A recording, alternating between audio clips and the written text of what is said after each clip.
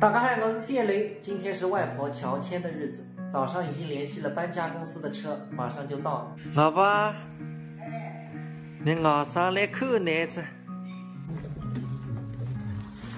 搬一下1400块，主要是外婆的东西太多了。楼上床板上这个洞啊，印象深刻。是小时候我和我弟弟睡在这里的时候，晚上站在床上跳，然后一只脚就踩到下面去，把这个床板踩断。曾经住了20年的地方，现在空荡荡的，有点不适应，也有点不舍，但是没有办法，生活总是向前的。这2天外婆的旧家我要一直过来，因为有好几个粉丝要来看房，因为都是我的粉丝嘛，所以舅舅都拜托我来好好招待他们。如果不走中介的话，那么应该可以帮买房的省好多钱，这个对大家来说都是好事。是在哪里演出啊？去香港1个星期啊？可以的哇，就是什么时候出发？好的，我们马上去看一下，我看看今天下午能不能办下来。我们要去香港演出了啊！今天下午我们去看看港澳通行证签注能不能签完，因为明天早上就要走。这么赶？不能等到下午了，时不我待，马上出发。没想到这么多人在办理出入境，要排队。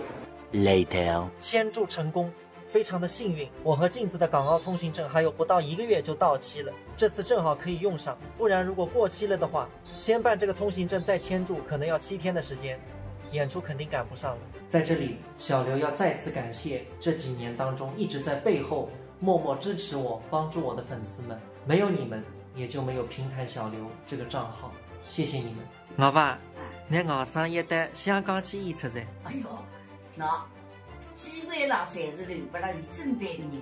前年子嘛，也顺带到东坡烧上去演出的啦。上北山。哎，去年嘛，像是到新疆、伊犁。今年嘛在香港，你还不出去办办，见识。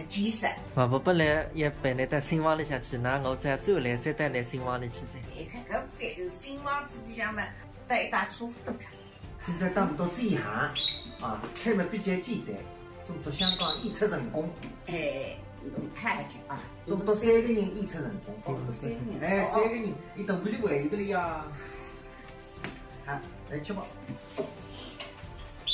我觉得那黑饼最讨难，帮你领养亲的。那只烤鸭弄得了。